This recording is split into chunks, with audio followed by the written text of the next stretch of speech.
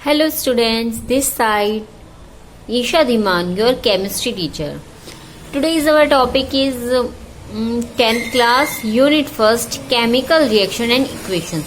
आज हम 10th class का फर्स्ट चैप्टर है हमारा chemical reaction and equation. Most important chapter है ये, तो इसको हम आज ध्यान से समझेंगे और पढ़ेंगे. ठीक है, अब ये हम केमिकल रिएक्शन जो पढ़ रहे हैं, केमिकल रिएक्शंस होती क्या है. तो chemical reactions are the process in which new substance having new properties are form. क्या बोला है इसने, केमिकल रिएक्शन वो होती है जब क्या करता है कोई न्यू सब्सटेंस क्या करता है, न्यू प्रॉपर्टीज को क्या करता है, फॉर्म करता है, मतलब बनाता है. जब कोई न्यू सब्सटेंस क्या करता है, न्यू प्रॉपर्टीज को बनाता है, इट्स कॉल्ड केमिकल रिएक्शंस. ठीक है, अब केमिकल रिएक्शन को हम एग्जांपल से समझे तो आपने देखा होगा क्या, रस्टिंग पढ़ा है. रस्टिंग क्या होता है, जड़ लगना. रस्टिंग ऑफ आयरन पे जंग लगना. ठीक है, तो ये हमारे केमिकल रिएक्शन का एग्जाम्पल है. तो अब हम इसको कैसे समझे कि रस्टिंग होता क्या है. आपने देखा होगा जैसे कोई लोहा है, आयरन लोहा है, लोहे को खुली हवा में रख दो या कहीं भी रख दो तो क्या होगा, जो एटमॉस्फेयर की हमारी ऑक्सीजन है वो क्या करेगी, लोहे के साथ में या आयरन के साथ में या Fe के साथ में एक रिएक्शन करेगी या एक केमिकल रिएक्शन करेगी. उससे क्या होगा, लोहे पर एक रेड कलर का जड़ लग जाएगा, जिसको हम क्या बोलते हैं कि जंग लग गया या जड़ लग गया. वो क्या होती है, वो हमारा होता है रस्टिंग. और वो किसकी वजह से हो रहा है, जो Fe है वो हमारी ऑक्सीजन से या हमारे एटमॉस्फेयर की जो ऑक्सीजन है उसमें जो क्या प्रेजेंट है, ह्यूमिडिटी है, जिसमें ह्यूमिडिटी मीन्स, अब देखिए हर चीज में कुछ ना कुछ क्या होता है, थोड़ी बहुत ही पानी जरूर होता है. पानी क्या होता है, ह्यूमिडिटी, जो एयर की एटमॉस्फेयर में जो ह्यूमिडिटी होती है उससे रिएक्शन कर लेती है और क्या कर देती है, लोहे पर जड़ लगाती है. वो क्या कहलाता है, एग्जाम्पल है किसका, केमिकल रिएक्शंस का. अब हमारा क्वेश्चन आता है कि हम केमिकल रिएक्शन को कैसे लिख सकते हैं. How to write chemical reaction. तो केमिकल रिएक्शन को हम ऐसे लिखते हैं, जब भी कोई केमिकल रिएक्शन होती है उसमें दो चीजों की जरूरत होती है. एक क्या कहलाता है हमारा रिएक्टेंट एंड एक क्या कहलाता है हमारा प्रोडक्ट. ठीक है, अब ये रिएक्टेंट एंड प्रोडक्ट क्या है ये समझना होगा हमें सबसे पहले केमिकल रिएक्शन को समझने के लिए. ठीक है, अब सिंपल सी बात है, कोई भी केमिकल रिएक्शन होती है जब भी हम उसको करते हैं तो जो हमारे लेफ्ट हैंड साइड होता है वो क्या कहलाता है, रिएक्टेंट, और जो हमारे राइट हैंड साइड होता है वो क्या कहलाता है, हमारा प्रोडक्ट. समझ में आया. अब एक चीज और है कि हम रिएक्टेंट से जब प्रोडक्ट बनाते हैं उसको बोलते हैं इरिवर्सिबल रिएक्शन. ठीक है, और लेकिन जब हम रिएक्टेंट से प्रोडक्ट और फिर जो प्रोडक्ट से दोबारा से रिएक्टेंट बनाते हैं उसको बोलते हैं रिवर्सिबल रिएक्शन, कि हमारा रिएक्टेंट से प्रोडक्ट भी बन रहा है और प्रोडक्ट से रिएक्टेंट भी दोबारा से बन रहा है. अब हम डिटेल में समझेंगे कि रिएक्टेंट और प्रोडक्ट होता क्या है. हाँ जी, तो हम पढ़ रहे थे कि रिएक्टेंट होता क्या है. तो रिएक्टेंट क्या होता है, the substance which combine together in a chemical reaction to form a new substance are called reactant.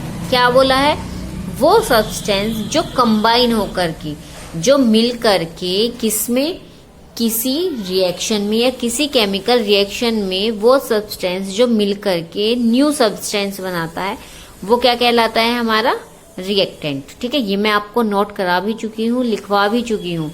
ठीक है, तो आप एक बार अपनी नोटबुक में देखना और बात को समझना. The substance which combine together in a chemical reaction to form a new substance are called reactant. किसी भी केमिकल रिएक्शन में वो सब्सटेंस जो मिलकर के नया सब्सटेंस बनाते हैं वो रिएक्टेंट कहलाता है. तो आप समझ में आया, जो लेफ्ट हैंड साइड वाला होता है हमारे सब्सटेंसेस वे क्या कहलाते हैं, हमारे रिएक्टेंट, और जो क्या कर रहे हैं वो मिलकर के न्यू सब्सटेंस बना रहे हैं. अब हमने पढ़ लिया रिएक्टेंट क्या होता है. अब ये प्रोडक्ट क्या होता है.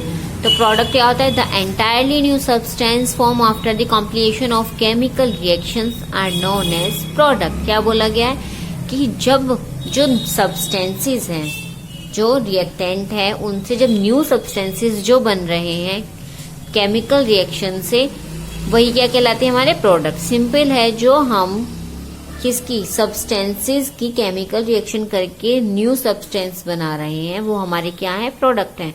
मतलब जो भी न्यू सब्सटेंस बनेगा वो हमारा प्रोडक्ट कहलाएगा, यानी कि राइट हैंड साइड वाला प्रोडक्ट हमारा क्या कहलाएगा, प्रोडक्ट कहलाएगा।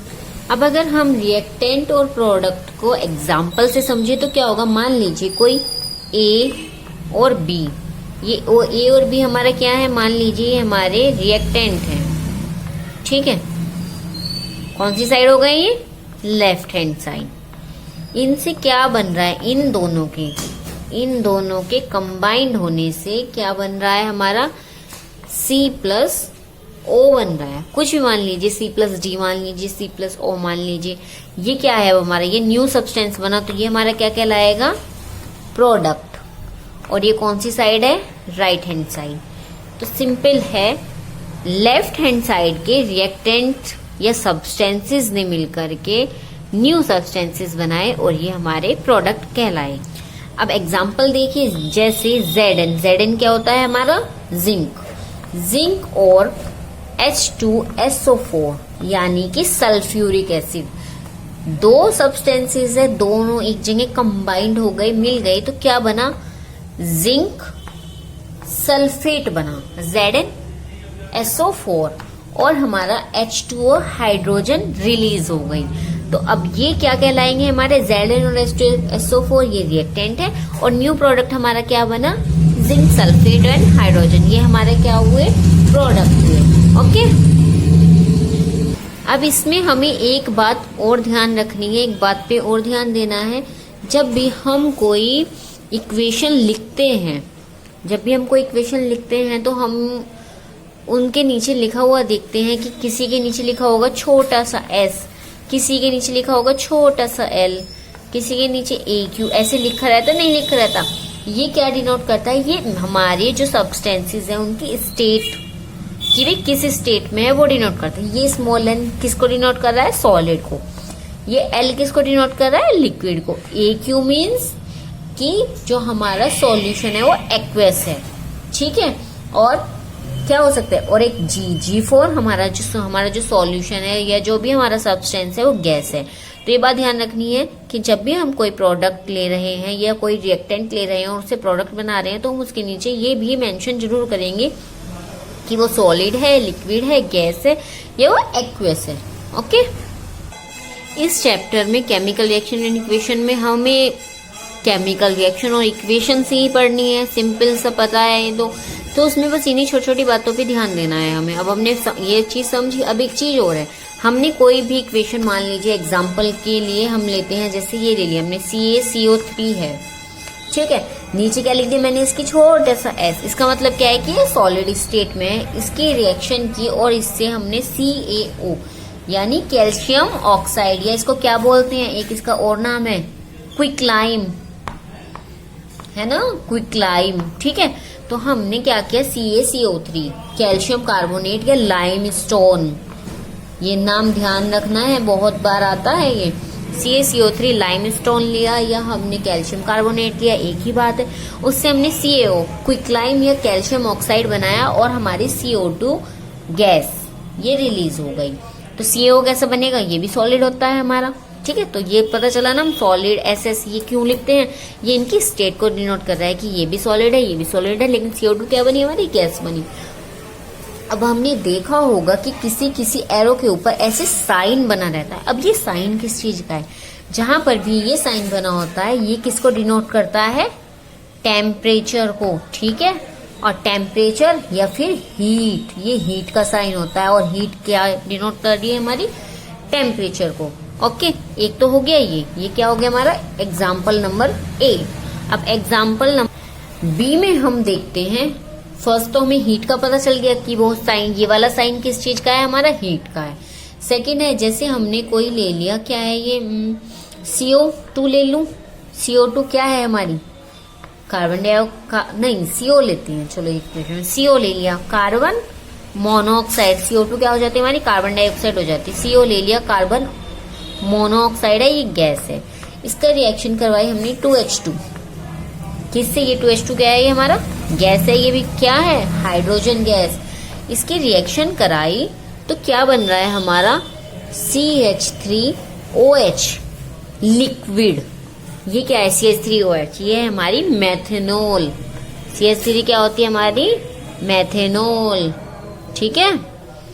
अब ये CO ये बनी हमारी, तो ये इक्वेशन काफी सारी रिएक्शंस क्या होती है, हीट में होती है, कुछ सनलाइट में होती है, कुछ किस में होती है।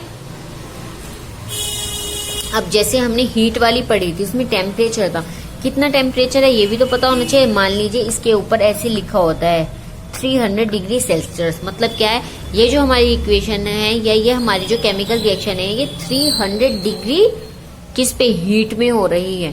तो ये चीजें भी हम मेंशन करते हैं। अब हमने दो बातें समझ ली, एग्जाम्पल A एग्जाम्पल B। एक और चीज है इसमें, एग्जाम्पल C से मैं बताती हूँ। जैसे हमने लिया है 6O2, ये क्या है, अब हमारा O2 मैंने लिया, ये 6CO2 ले लिया है, चलो गैस, ठीक है। ये CO2 क्या होता है हमारा, कार्बन डाइऑक्साइड, अभी बताया था। इसकी रिएक्शन कराई हमने 6H2O। H2O तो सबको पता होगा, लिक्विड है, और क्या है हमारा, वाटर की रिएक्शन कराई तो क्या बना हमारा C6H12O6 बना। अच्छा, C6H12O6 क्या होता है ये सब मुझे कमेंट में बताएंगे, ठीक है। वीडियो को पॉज कीजिए 1 सेकंड के लिए और नीचे पहले कमेंट में बताइए मुझे कि C6H12O6 होता क्या है, बहुत ही कॉमन है, ठीक है। और क्या बना हमारा इसके साथ में 6O2 बन गया। O2 क्या होता है सबको पता है, गैस है और हमारी ऑक्सीजन है, ठीक है। 6CO2 कार्बन डाइऑक्साइड की वाटर के साथ में रिएक्शन कराई, C6H12O6 बना और 6O2 बन गया हमारी ऑक्सीजन। ये रिएक्शन किस में होती है, तो कभी कभी साइन ऐसे ये वाला साइन बना होता है, ये वाला, तो ये किस चीज का साइन होता है हमें पता होना चाहिए। ये साइन है हमारा सनलाइट का, ठीक है। तो ये रिएक्शन हमारी किस में हो रही है, सनलाइट में हो रही है, ठीक है। और जब भी कोई भी रिएक्शन सनलाइट में होती है ज्यादातर उसमें क्या होता है, क्लोरोफिल यूज होता है।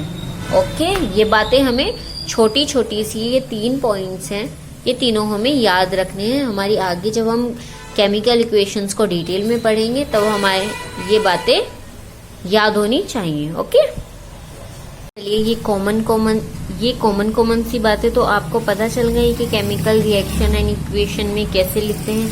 अब इसका मेन पार्ट है हमारा इस चैप्टर का बैलेंस केमिकल इक्वेशंस, कि हम केमिकल इक्वेशंस को बैलेंस कैसे करते हैं।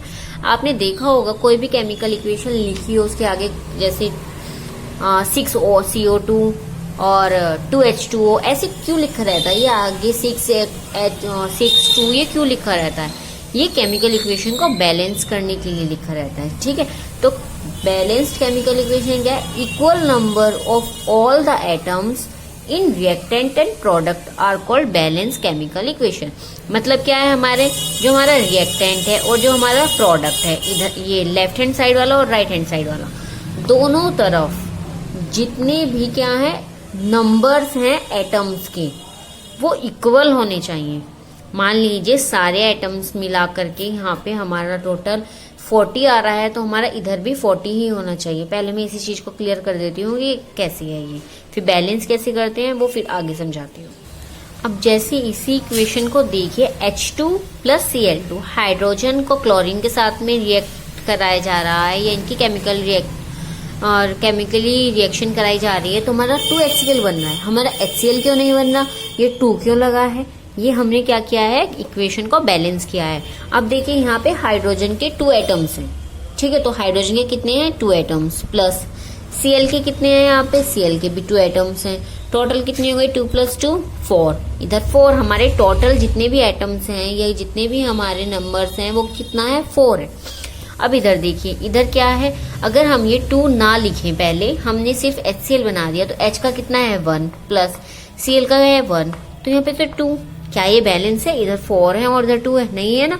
और अगर हम यहाँ पे 2 लिख दे तो इसी 2 की क्या हो जाएगी, 2 से मल्टीप्लाई हो जाएगी तो 4 हो जाएगा, या फिर जैसे हमने ये लिखा ऐसे ही क्या हो जाएगा, हाइड्रोजन के कितने हो गए 2 और क्लोरीन के भी कितने हो गए 2, तो कितने हो जाएंगे 4। तो इसलिए हम केमिकल इक्वेशन को बैलेंस करते हैं जिससे दोनों तरफ नंबर सेम हो जाए। ठीक है, अब ये बैलेंस कैसे करते हैं? किसी भी इक्वेशन को बैलेंस करने के लिए हमें 4 बातें पता होनी चाहिए। फर्स्ट, सबसे पहली बात है, सबसे पहले हम देखते हैं इक्वेशन में मेटल जो दिया हुआ है, ठीक है, मेटल। फिर देखते हैं नॉन मेटल दिया हुआ है या नहीं दिया हुआ है, नॉन मेटल। देन हम देखते हैं कि ऑक्सीजन दिया हुआ है और हाइड्रोजन दिया हुआ है या नहीं। अब मेटल एंड नॉन मेटल आप पढ़ चुके हैं चैप्टर में, मेटल नॉन मेटल का अलग से चैप्टर है, फिर भी मैं एक बार आपको रिवाइज करा देती हूँ। मेटल क्या होते हैं? हमारी जो पीरियोडिक टेबल है या हमारी जो आवर्त सारणी है जिसमें क्या है सारे एलिमेंट्स को रखा गया है, उसमें बताया गया है कि जो एस ब्लॉक और डी ब्लॉक और एफ ब्लॉक होता है, जो पीरियोडिक टेबल है वो एस पी डी और एफ, ठीक है, 4 ब्लॉक्स में डिवाइडेड है। तो जो एस और जो पी और पी नहीं, एस और डी और एफ, जो एस डी और एफ ब्लॉक है वो सारे मेटल्स हैं उसमें। ठीक है, मेटल्स की प्रॉपर्टीज, मेटल्स क्या होते हैं ये आप उसी चैप्टर में पढ़ेंगे, मेटल एंड नॉन मेटल में। ठीक है, और जो हमारा पी ब्लॉक होता है उसमें सारे क्या होते हैं? Non metal. ठीक है, और जो नॉन मेटल और जिनमें कुछ कुछ मेटल के कैरेक्टर और कुछ कुछ नॉन मेटल के कैरेक्टर दोनों मिलते हैं उनको बोलते हैं मेटेलॉइड्स। मेटेलॉइड्स का केमिकल इक्वेशन को बैलेंस करने में कोई वर्क नहीं है, इसलिए सिर्फ मैं भी मेटल एंड नॉन मेटल के बारे में बता रही हूँ। जब भी हम कोई केमिकल इक्वेशन को बैलेंस करते हैं तो सबसे पहले हम उसमें देखते हैं कि उसमें मेटल दिया हुआ है, नॉन मेटल दिया हुआ है। तो सबसे पहले हम क्या करेंगे, पूरी इक्वेशन को देखेंगे और देखेंगे कि उसमें मेटल है क्या। सबसे पहले हम मेटल को बैलेंस करेंगे। ठीक है, सबसे पहले हमने मेटल को बैलेंस किया, मेटल के बाद में हम बैलेंस करते हैं नॉन मेटल को। ठीक है, जब हमारा मेटल बैलेंस हो जाता है फिर हम नॉन मेटल को बैलेंस करना शुरू करते हैं। जब हम नॉन मेटल बैलेंस कर लेते हैं फिर हम दोबारा से चेक करते हैं कि हमारा मेटल बैलेंस है या नहीं है। अगर हमारा मेटल बैलेंस है ठीक है, नहीं तो उसको फिर दोबारा से बैलेंस करते हैं और फिर जाते हैं हम ऑक्सीजन पे। फिर हम ऑक्सीजन को बैलेंस करेंगे। अगर हमें इक्वेशन में ऑक्सीजन दी गई है तो हम फिर ऑक्सीजन को, लास्ट हम हाइड्रोजन को बैलेंस करते हैं। ठीक है, तो ये बातें ध्यान रखनी है कि पहले मेटल, फिर नॉन मेटल, फिर ऑक्सीजन, देन उसके बाद लास्ट में हाइड्रोजन को बैलेंस करते हैं। चलो, तो अब मैं आपको कुछ एग्जाम्पल्स करके दिखाती हूँ कि इक्वेशन को बैलेंस कैसे करना है। इक्वेशन को बैलेंस करना सीखते हैं, तो इक्वेशन को बैलेंस करना सीखने के लिए एक बहुत ही मैंने कॉमन सी इक्वेशन ली है, CH4 + O2 क्या बन रहा है, CO2 और H2O बन रहा है। ठीक है, अब हमें क्या शुरुआत करना है, metal, non metal, oxygen and hydrogen. ठीक है, तो नॉन मेटल क्या होते हैं, अच्छा, जैसे iron, copper, aluminium, gold, silver, ये सारे हमारे क्या है, मेटल्स। नॉन मेटल क्या होते हैं, हीलियम, ऑक्सीजन, नाइट्रोजन एंड फिर ऑक्सीजन एंड फिर हाइड्रोजन। इन सबको हम बैलेंस करेंगे। ठीक है, तो सबसे पहले हम देखते हैं कि हमारे कार्बन बैलेंस है इस इक्वेशन में नहीं है। यहाँ पे कार्बन का कितना है 1, बैलेंस यहाँ पे कितना है 1, दोनों तरफ 1 1 है, कार्बन हमारा बैलेंस है। कार्बन के बाद मतलब मेटल के बाद हम क्या करते हैं, नॉन मेटल। इक्वेशन में हमें नॉन मेटल कहीं पे दिया हुआ नहीं है तो इसलिए हम क्या करेंगे, ऑक्सीजन को बैलेंस करेंगे। अब देखिए यहाँ पर ऑक्सीजन के 2 एटम्स दिए हुए हैं और यहाँ पर ऑक्सीजन के कितने एटम हो गए, 2 और 1 3। अब यहाँ पर 3 है, यहाँ पर 2 है, तो बैलेंस करने के लिए हम क्या करेंगे, क्या किया जाए कि ये बैलेंस हो जाए। तो हम हर तरीके से करके देखेंगे। तो अगर मैं यहाँ पे 2 लगा दूं तो क्या हो गया हमारा 2H2O।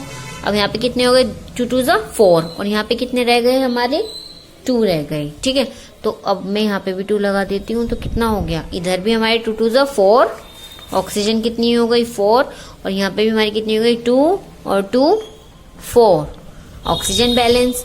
अब दोबारा से देखते हैं हमारा कार्बन बैलेंस है या नहीं है। तो कार्बन तो हमारा बैलेंस है ही, कार्बन को हमने छेड़ा ही नहीं है अभी।